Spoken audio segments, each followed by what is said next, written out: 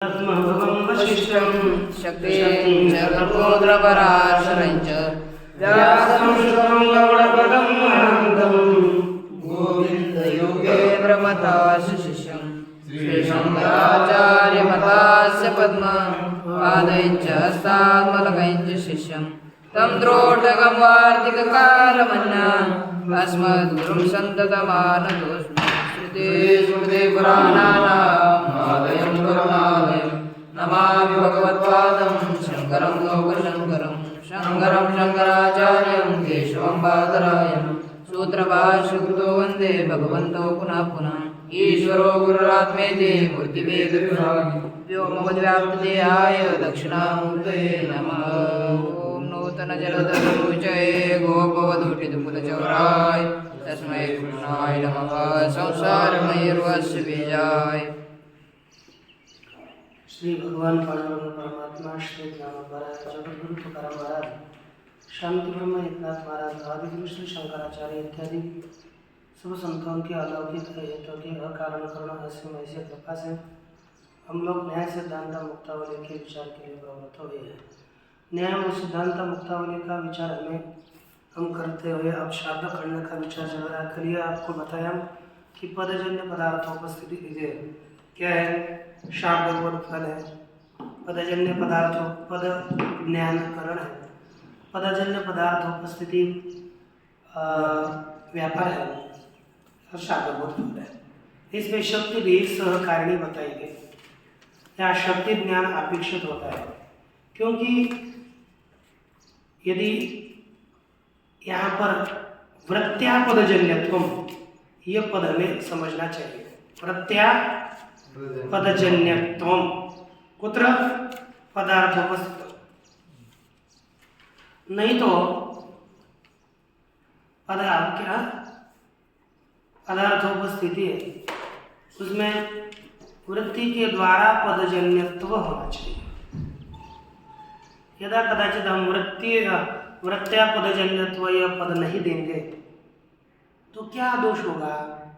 तो बताया था, देखो केवल स्मरण मात्र होने से शब्द बोध नहीं होता। वृत्त्या वृत्ति के द्वारा पद से जन्य पदार्थ का स्मरण हो गया तभी शब्द बोध होता है। जैसे घट पद है एक, और सब शब्द किस में रहते हैं? आकाश में। और घट एक संबंधी का ज्ञान हो गया, वह अन्य संबंधी को स्मरण कराता है, उसका स्मरण करवाता है। क्या नियम है? एक संबंधी ज्ञानम अपर संबंधिनम स्मारक, अपन संबंधिना स्मारक, अपर संबंधिनम स्मारयति अथवा अपर संबंधिनः स्मारकम, ऐसे विभक्ति चेंज होगी। एक संबंधी का ज्ञान हो गया तो वह दूसरे संबंधी का स्मरण कराता है। पद आकाश में रहता है, इसलिए एक दोनों का पद यानी शब्द और आकाश, इन दोनों का क्या संबंध है? समवाय संबंध। तो पद एक संबंधी पद का ज्ञान होने पर, घट पद का ज्ञान होने पर हमें घट संबंधी आकाश का स्मरण होगा, तब आकाश के विशाब्द बोध की आपत्ति होगी। लेकिन यह कोई भी स्मरण नहीं, पदजन्य पदार्थ स्मरण होना चाहिए। यह पदजन्य पदार्थ स्मरण है। पद दिव्य वृत्त्या पदजन्य पदार्थ स्मरण, वो पद के द्वारा ही स्मरण हो गया आकाश का, लेकिन वृत्ति से नहीं। घट इस पद के द्वारा उसके शक्ति वृत्ति अथवा अविदा वृत्ति से आकाश नहीं बताया जाता। इसलिए हमें क्या चाहिए? शक्ति वृत्ति अथवा अविदा वृत्ति के द्वारा ही पदार्थ का स्मरण होने पर शाब्द बोध होता है, यह मानना पड़ेगा। इसके लिए हमें पदजन्य पदार्थोपस्थिति माननीय है, लेकिन कैसी? वृत्त्या पदजन्य पदार्थोपस्थिति यह मानेंगे तभी हमें घट पद से आकाश का बोध नहीं होगा। क्योंकि घट पद से शक्ति वृत्ति से भी आकाश का बोध नहीं स्मरण नहीं होता और लक्षणा वृत्ति से भी आकाश का स्मरण यानी वृत्ति से आकाश का स्मरण नहीं होता। घट पद की वृत्ति से तो कंबुग्रीवादीवन इस गोल मटोल एक मिट्टी के पात्र का स्मरण होगा। इसलिए हमें यहाँ पर केवल पदजन्य पदार्थोपस्थिति यह शब्द बोध में व्यापार है ऐसा, उसके बाद शब्द बोध होता है ऐसा मानेंगे तो घट पदार्थ वृत्ति विना स्मर्यमाणस्य आकाशस्य अपि बोधापत्ति तद्वारणाय वृत्त्या इति पदं देयं तदा वृत्त्या पदजन्य पदार्थोपस्थिति शाब्दबोधे कारण स्वीकार। आप बोलोगे महाराज वृत्ति क्या चीज है, आपको यह अच्छी तरह से समझना है। ये इसके लिए मैं लेखनी मिला है वृत्ति। देखिए वृत्तिश्च शक्ति लक्षणान्यतर संबंध क्या है, शक्ति लक्षणान्यतर संबंध वो कौन होता है, वृत्ति। शक्ति और लक्षणा इन दोनों में से कोई एक आधा संबंध। अन्यतर का अर्थ क्या होगा, दोनों में एक अर्थ क्या होगा, शक्ति और लक्षणा इन दोनों में कोई एक संबंध वही वृत्ति है।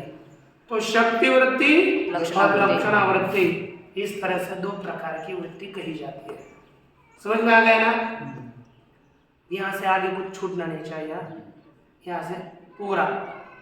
अब देखो आप बोलोगे वृत्तित्व, फिर वृत्तित्व का क्या लक्षण, ये तो दो वृत्तियां होगी, ये विभाग हो गए। वृत्ति का लक्षण क्या है, और लक्षण टीका में लिखा वृत्तित्वम शाब्द बोधानुकूल संबंधत्वम, नीचे से चौथी वृत्तित्वम अर्थात शाब्द बोध के अनुकूल संबंध को क्या कहते हैं, वृत्ति। और वह वृत्ति दो प्रकार की है, कौन कौन सी, शक्ति और लक्षणा और लक्षणा। अच्छा आगे देखो, अत्रैव शक्ति ज्ञानस्य उपयोगः। अत्र का अर्थ क्या है, देखो पदार्थ स्मृति शक्ति ज्ञान का, शक्ति ज्ञान किस काम का है, आगे लिखा अत्रैव अर्थात पदार्थ स्मृतौ एवं। टीका की पहली पंक्ति है ना, पदार्थ के स्मरण में ही शक्ति ज्ञानस्य उपयोगः, शक्ति ज्ञान का उपयोग है, उन्हें कारण कब लिखा, पदार्थ के उपस्थिति में शक्ति ज्ञान कारण है। शक्ति ज्ञान माने शक्ति लक्षणान्यतरात्मक वृत्ति ज्ञान। शक्ति का ज्ञान कोई दोनों भी लेना है, शक्ति से लेना है, शक्ति और लक्षण,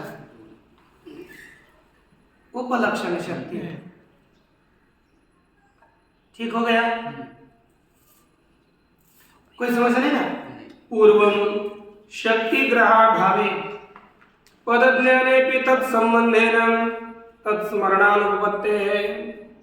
जैसे क्या होता है ना, हम लोग पढ़ते हैं, आपको भी पता है, मुझे भी पता है, हम लोग पढ़ रहे हैं, तो यहाँ पर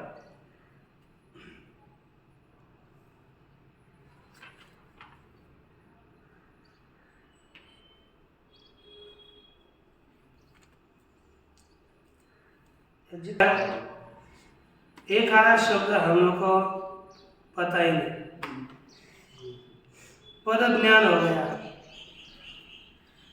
लेकिन हमें उस पद की शक्ति किसमें है ये पता नहीं। हाँ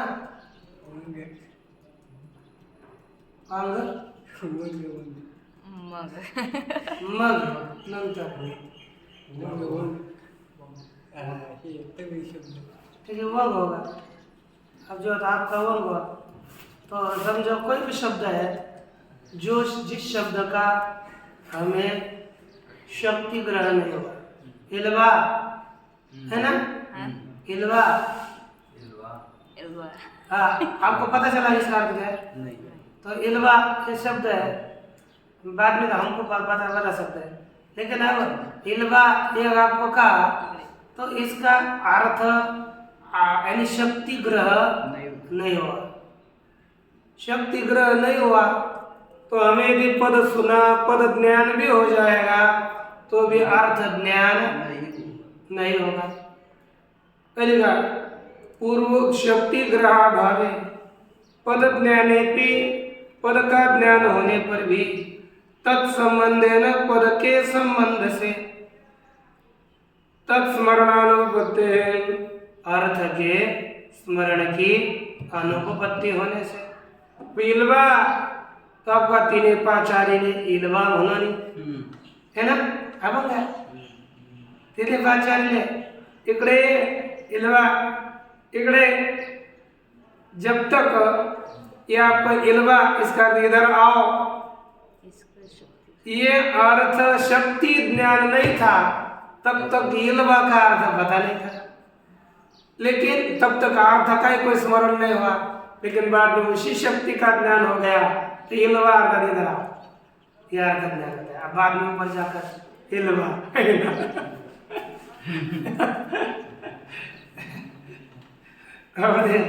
क्योंकि ये बहुत जल्दी अंदर रहता है, इसलिए क्या कि जब तक शक्ति का ग्रहण नहीं होता तब तक पद ज्ञान होने पर भी तत्संबंध अर्थात पद के संबंध से तत्स्मरणानुपत्ति पदार्थ स्मरण की अनुपत्ति असिद्धि होने से शब्द बोध नहीं होता है। पद ज्ञान से ही एक संबंधी ज्ञान विषय पूर्व पदार्थोपस्थापकत्व शक्तिश्च। पद ज्ञान में क्या है? अरे पद ज्ञान में एक संबंधी ज्ञान विधेया पदार्थोपस्थापकत्व। देखो क्या लिखा, पद ज्ञान में पदार्थोपस्थापकत्व है। पद ज्ञान पदार्थ को उपस्थापित करता है। कैसे? एक संबंधी ज्ञान के विधा से। अर्थात क्या चीज है? अरे वही नियम है ना अपना, एक संबंधी ज्ञान की विधा, एक संबंधी ज्ञानम अपर संबंधिनम स्मारयति, क्या अपर संबंधिन स्मारकम है क्या स्मारकम का देखा हो? एक संबंधी का ज्ञान अपर संबंधी को स्मरण कराता है, ये प्रसिद्ध है। एक संबंधी ज्ञानम अपर संबंधी स्मारकम है कि नहीं? अपर संबंधी का स्मारक है। तो इस विधा से एक संबंधी हो गया पद, दूसरा संबंधी हो गया पदार्थोपस्थिति। क्या हो गया? एक संबंध पद, दूसरा पदार्थोपस्थिति। तो एक संबंधी अर्थात पद ज्ञान, दूसरे संबंधी पदार्थोपस्थिति का है ना, पदार्थ दूसरा संबंधी का स्मारक होता है ना, क्या पदार्थ का स्मारक हो जाता है। दो संबंध पदार्थ नहीं है ना, एक पद और पदार्थ दो संबंधी होते हैं। उनका जो संबंध पद का एक पद का पद पदार्थ क्या पद एक संबंधी, दूसरा संबंध पदार्थ। एक संबंधी का ज्ञान यानी पद ज्ञान, वो दूसरों का स्मारक होता है, पदार्थ का स्मारक होता है। ये सब देखिए आगे, इसी को नाम अभी शक्तिष्ठ पदेन स पदार्थ से संबंध। शक्ति क्या चीज है? पद का पदार्थ के साथ जो संबंध है उसी का नाम है शक्ति। क्या बोलते ना, क्या है लक्षण, क्या चीज है शक्ति, क्या चीज है? पद के साथ यहाँ पर देखो, पद के साथ पदार्थ का संबंध, उसको नाम कहता है शक्ति। शक्ति, यही शक्ति है। अब आप बोलोगे शक्ति, तो हमने कितने अपने पदार्थ कितने हैं रे? सप्त सात। पदार्थ। सप्त पदार्थाः सन्ति तत्र चतुर्विंशतिषु गुणेषु वदे शक्तिः आगच्छति? नास्ति। द्रव्येषु शक्तिर्नास्ति, सामान्य नास्ति, कर्मणि अपि नास्ति, विशेषे अपि नास्ति, अभावे अपि नास्ति, समवाये अपि नास्ति। कुत्रापि शक्तेः अन्तर्भावः न भवति। तस्मात् कारणात् शक्तेः अन्यत्र अन्तर्भावाभावात्, ठीक बोला ना? अंतर्भावाभावात्, अंतर्भाव का अभाव होने से शक्ति एक अलग पदार्थ है क्या? शक्ति अतिरिक्त पदार्थ है नास्ति। नास्ति। ईश्वर इच्छा। यतः शक्तिरीश्वर इच्छा रूपत्वात्। शक्ति कीदृशी? ईश्वर इच्छा। ईश्वर इच्छात्मिका एवं शक्ति ही स्वीक्रियते। ये पदजन्य पदार्थों की स्थिति यार, ये जो शक्ति है वो ईश्वर इच्छा रूप मानी जाती है नैयायिकों के द्वारा। तब फिर ईश्वर की इच्छा रूपी शक्ति का स्वरूप क्या है? तो देखिए बताया, साच अस्मात् पदार्थ अयम अर्थो बोद्धव्य इति ईश्वर इच्छा रूपा। क्या शक्ति है बोलिए? ईश्वर इच्छा। साच अस्मत् पदार्थ अयम अर्थो बोद्धव्य इति ईश्वर इच्छा रूपा। कौन है? शक्ति। शक्ति। ईश्वर की इच्छा ही क्या हो गई? शक्ति। शक्ति है। मुझे बताओ, शक्ति का स्वरूप क्या है? शक्ति क्या है? अयम अर्थ मुझे स्वरूप बताना है, ईश्वर इच्छा नहीं। अस्मात् पदार्थ अयम अर्थ बोधव्य इति ईश्वर इच्छा शक्ति। इति इतना है बस, बोलो।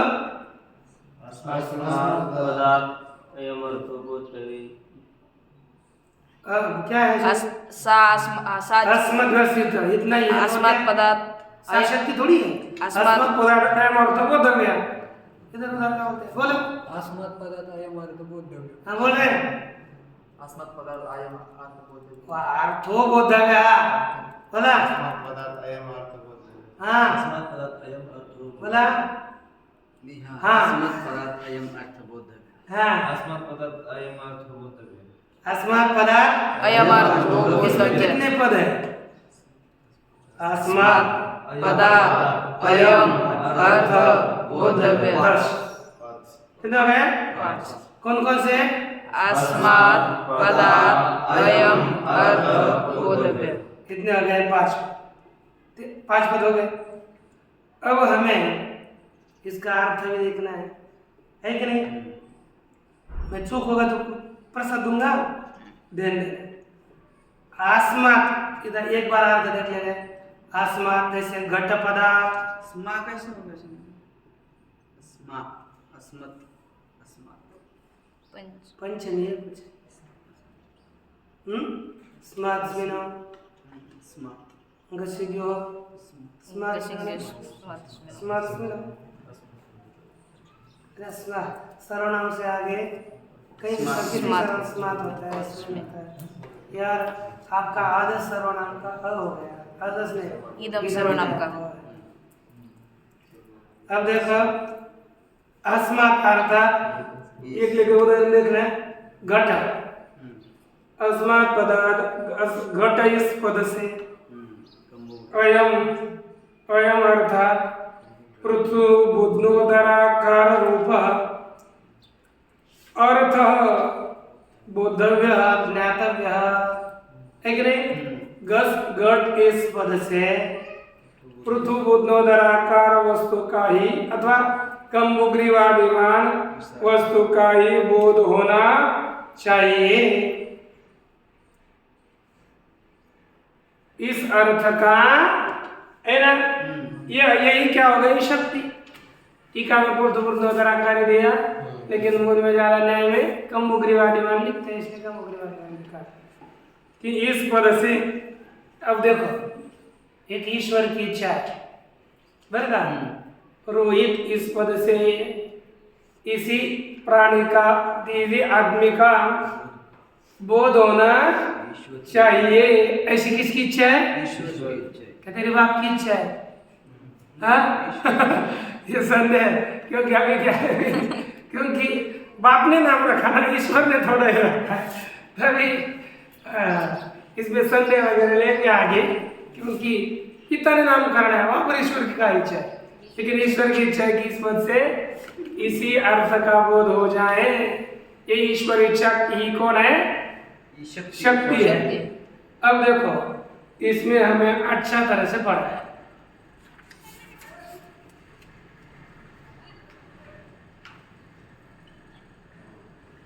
अब देखो आसमान पदार्थ, इसमें एक है इदम और दूसरा कौन है? पद। अस्मात् पदार्थ अयम अयम अर्थो बोधः।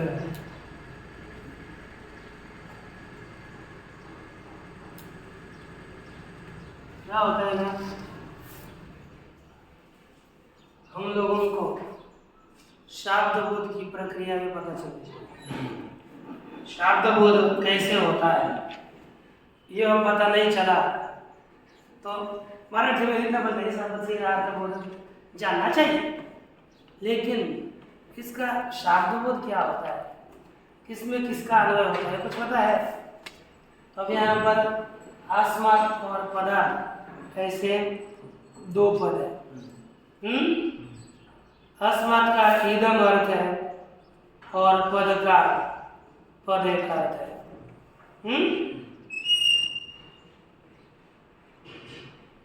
इसलिए अब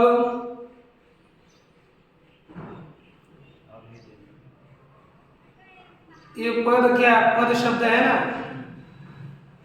पद अस्मात् पदार्थ, तो इदम पद का, इधर देखो इदम पद का पद शब्द के साथ अभेद अन्वय कर रहा है। अर्थात क्या होगा? इदम पदम, अगर इदम अभिन्न पदम, इदम अभिन्न पदम पदम, ये कितना हो गया? इदम अभिन्न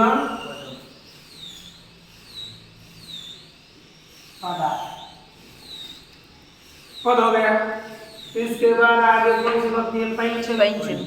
उसका अर्थ है जन्यत्व। क्या अर्थ है? जन्यत्व। क्योंकि जनि प्रकर जो पंचमी होती है वह कारण नहीं होता है। जनि प्रकृति एक सूत्र है, उसके द्वारा अपादान शब्द हो जाती है। जनि प्रकृति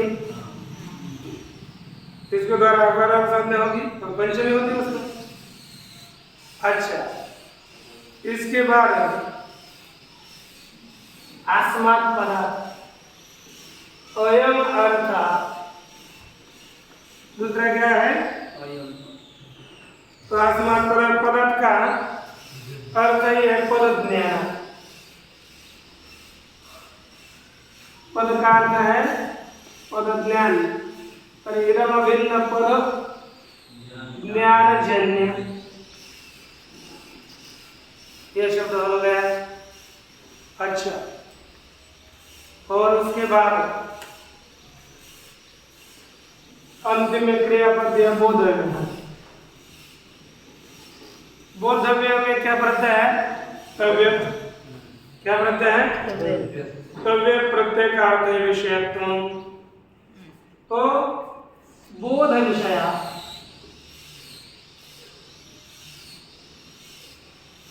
बोध विषय, और प्रथमानंद बोध होता है तो क्या हो गया? अयम अर्थ।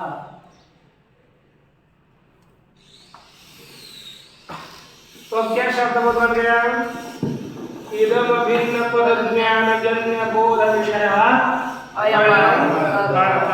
बोलो बोलिए। इदं भिन्नपदजन्य बोध विषय अयम अर्थ।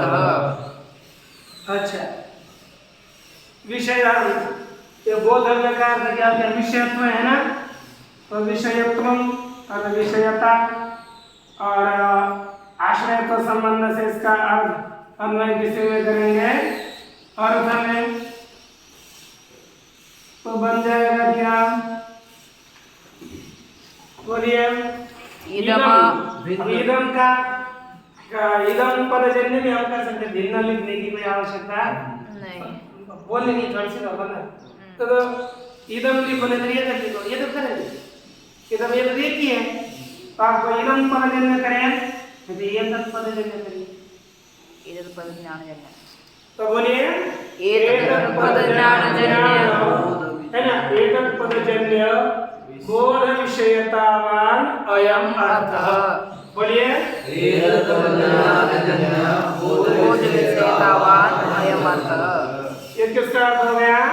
अस्मात् अयम अर्थो बोधव्य। बोलिए अर्थ। एतत् पदज्ञानजन्य बोध विषयतावान अयम अर्थः। एतत् पदज्ञानजन्य बोध विषयतावान अयम अर्थः। पुनः बोलिए एतत् पदज्ञानजन्य बोध विषयतावान अयम अर्थः। ये क्या हो गया? किसका शब्द हो गया? अस्मात् पदात् अयम अर्थो बोधव्य। इसी का यह शब्द हो गया। अब किसका किसके साथ संबंध हो गया? पद का अर्थ के साथ संबंध हो गया कि नहीं? इसमें विशेष कौन हो गया? अर्थ। प्रकार हो गया पद। समझ में आया ना? इसके पश्चात ये इस तरह की एक प्रकार की शक्ति है, और यह अर्थ यह आपने देखी ना, ये किम प्रकार थी? पद प्रकार अर्थ विशेषक शक्ति है।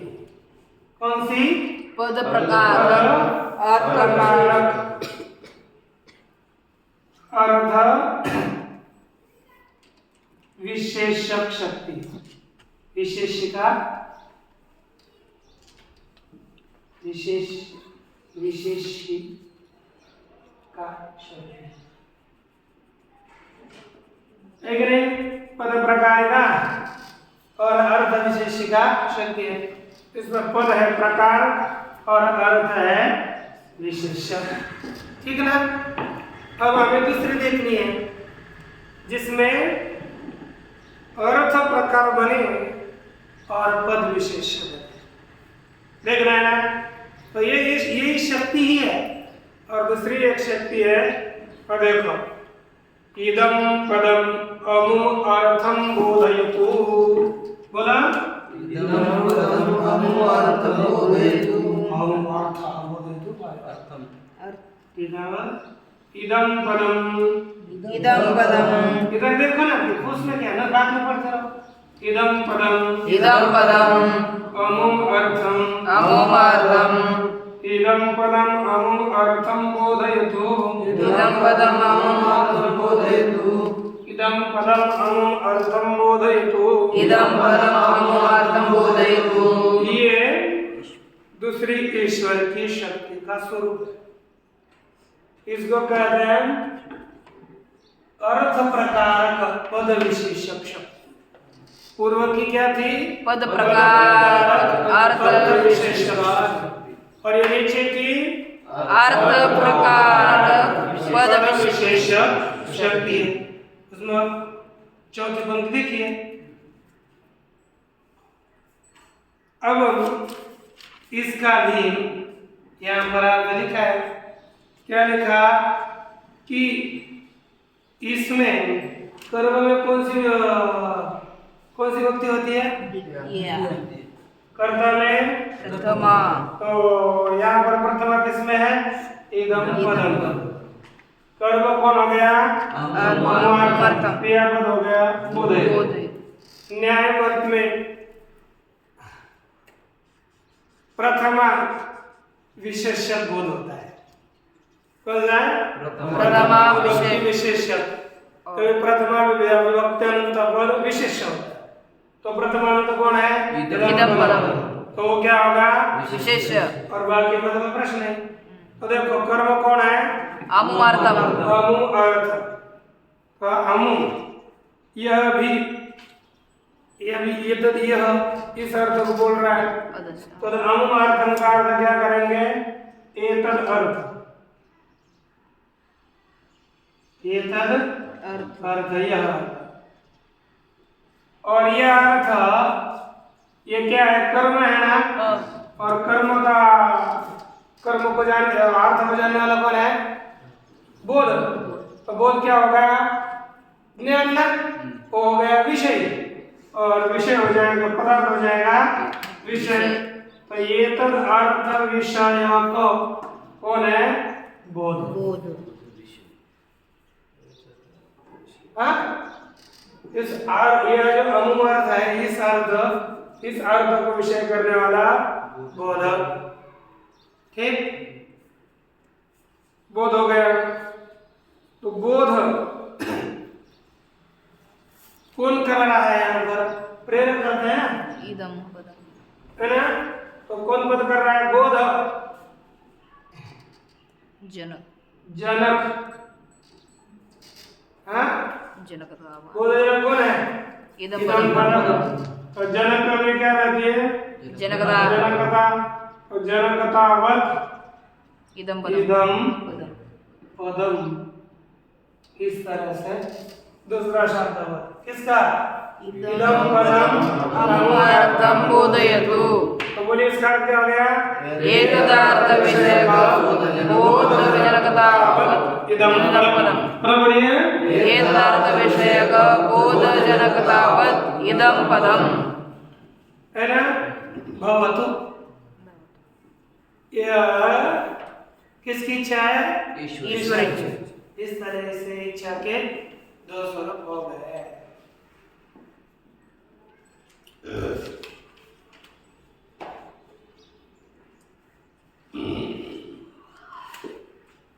अब देखो इसमें पढ़ो पढ़ना। आधुनिके नाम्नि शक्तिरस्तेव एकादशे हनि पिता नाम कुर्यात् इति ईश्वरीच्छाया सत्वात्। ठीक बोलना है। अब एक संदेह होता है तुम्हारा। अब यह इनका नाम रोहित रखा है, इसके तो पिताजी ने रखा सोनिया रखा, रोहित रखा। लेकिन रोहित ठीक है, सोनिया व्यवहार के लिए ठीक है।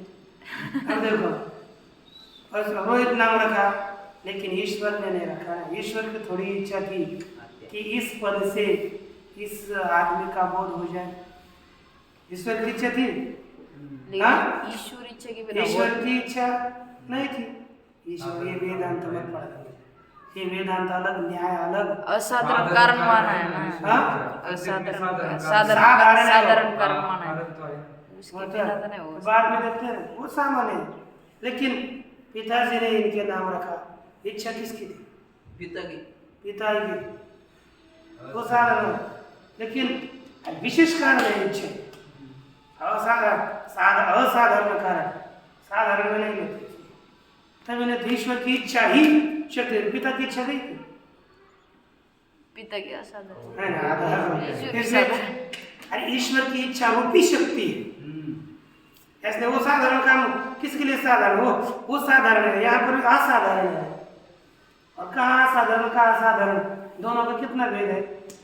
साधारण का भी हो ठीक है, ऐसा होता है क्या उसको इच्छा करते हैं और कर रहे हो ना। हाँ, हमारी इच्छा कर किसी का ईश्वर उच्चारण कर रहा है। इस पद से इस पद, इस अर्थ का बोध हो। रोहित पद से इसका बोध हो। ये साधारण का साधारण फिर संदेह होता है। इसलिए प्रमाण से काम चलता है। ऐसे उत्तर क्या लिखा कि यहाँ पर आधुनिक प्रत्येक लोग अपने खुद की खोपड़ी लगाता है। ईश्वर ने कभी इच्छा की कि इसका टॉनी नाम पड़े, इसका मैनी नाम पड़े, चिंटू पिंटू, कभी ईश्वर ने लिखा? कभी इच्छा की करी ऐसी? उसने पदोच्चारण भी नहीं किया होगा, उसने बताया भी नहीं होगा इसका ये नाम हो। इच्छा होती है उसकी कि जैसे हमारी इच्छा है कि इसका ये नाम हो, ऐसी इच्छा ईश्वर ने संकल्प किया कि इसका ये नाम हो, तभी हम लोगों ने वही नाम रखा, तब हमसे वही बोल रहे हैं, ऐसा कभी नहीं। लेकिन घटपटादी पदार्थ वो पूर्ववृत्ति है, पहले काल से शास्त्रों में भी, क्योंकि जो ग्रंथ में शब्द आए कि घट का पदार्थ, क्योंकि उपनिषद वेदादियों में घट के द्वारा उसी का पद हो, तो ईश्वर के द्वारा उच्चारण किए हुए वो पद है और उसके मन की इच्छा भी है, इसलिए वहां तो ठीक है। लेकिन आधुनिक नाम में क्या करेंगे? क्यों आधुनिक कहते थे? आधुनिक नामनी शक्ति अस्तेव, आधुनिक नाम में भी ईश्वर इच्छा रूपी शक्ति है। कैसे मानेंगे फिर? क्या असाधारण कारणत्वात्? नहीं, प्रमाण दे रहे हैं, क्योंकि ईश्वर ने कहा है ना, ईश्वर ने जिसको अनुमोदन दिया वो नाम रखे तो भी वो ईश्वर की शक्ति होगी। वैसे प्रमाण अलग। एकादशे अहनि पिता नाम कुर्यात् इति इच्छा ईश्वर इच्छा या सत्वात्। शास्त्र ने क्या बताया? वेद में तो वाक्य है, और वेद किसकी इच्छा है? ईश्वर की इच्छा। तो एकादश दिन में पिता नाम करे या ऐसी ईश्वर की इच्छा है, अर्थात ईश्वर ने कहा पिता नाम 11वें नाम दिन में करे, तो पिता नाम करे ऐसी ईश्वर की इच्छा होने पर पिता जो नाम रखेगा वह किसकी इच्छा से रखेगा? ईश्वर की ही इच्छा से रख रहा है, दूसरा काम नहीं, यही है। इसीलिए यह ईश्वर इच्छा ही होने के कारण आधुनिक किसी भी नाम में भी शक्ति होती है, यह समझना चाहिए, है ना?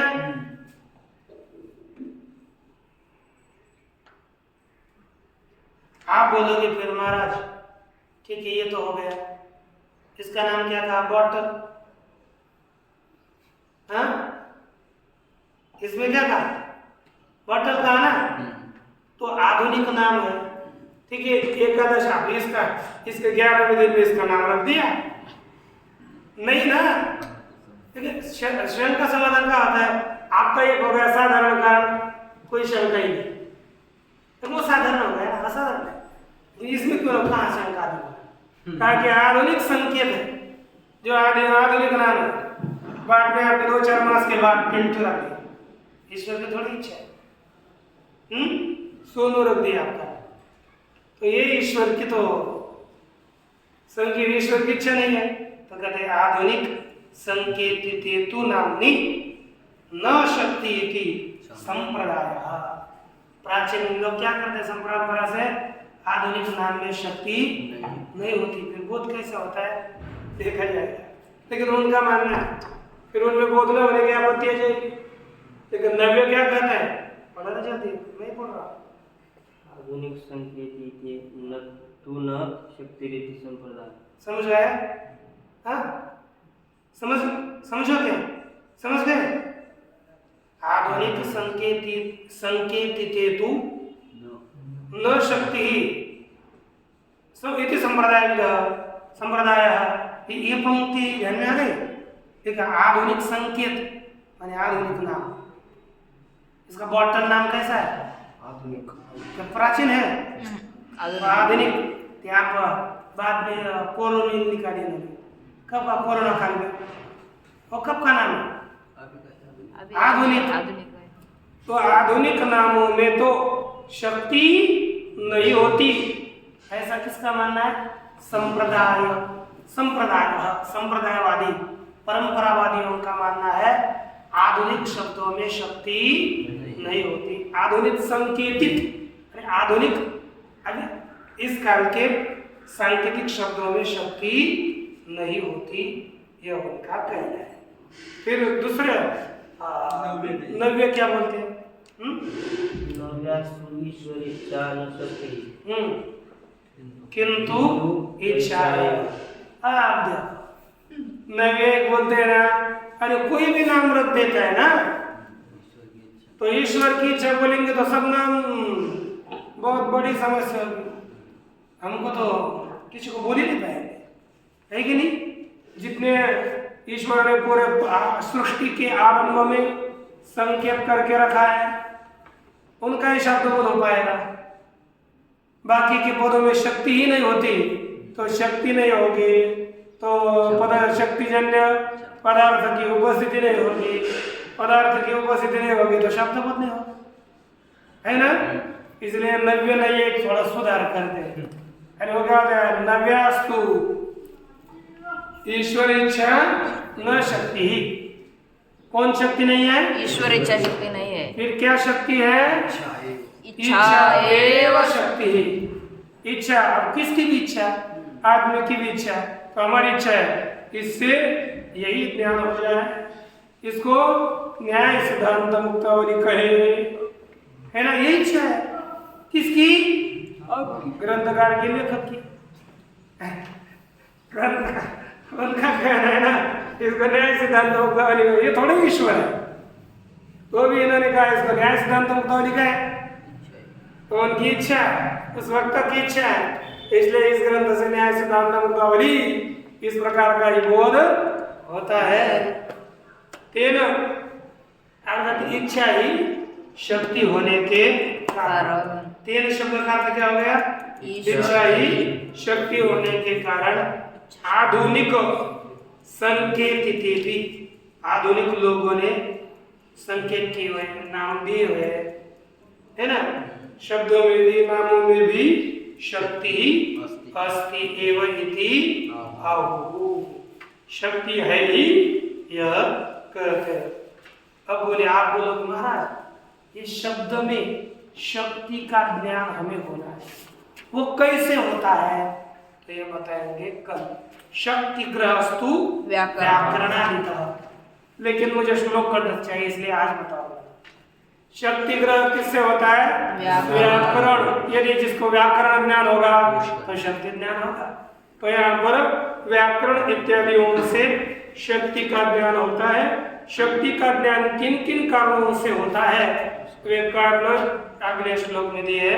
बोले एक बार, शक्ति ग्रहण व्याकरणोपमान, शक्ति ग्रहण व्याकरणोपमान, शक्ति ग्रहण व्याकरणोपमान, शक्ति ग्रहण व्याकरणोपमान, कोशाब्दवाक्याद् व्यवहारतश्च, कोशाब्दवाक्याद् व्यवहारतश्च, वाक्यस्य शेषाद् विवृतिर्वदन्ति, वाक्यस्य शेषाद् विवृतिर्वदन्ति, सान्निध्यतः सिद्धपदस्य वृद्धाः, सान्निध्यतः सिद्धपदस्य वृद्धाः, वाक्यस्य शेषाद् विवृतिर्वदन्ति, सान्निध्यतः सिद्धपदस्य वृद्धाः, वाक्यस्य शेषाद् विवृतिर्वदन्ति, सान्निध्यतः सिद्धपदस्य वृद्धाः, शक्तिग्रहं व्याकरणोपमान, कुशाब्दवाक्याद्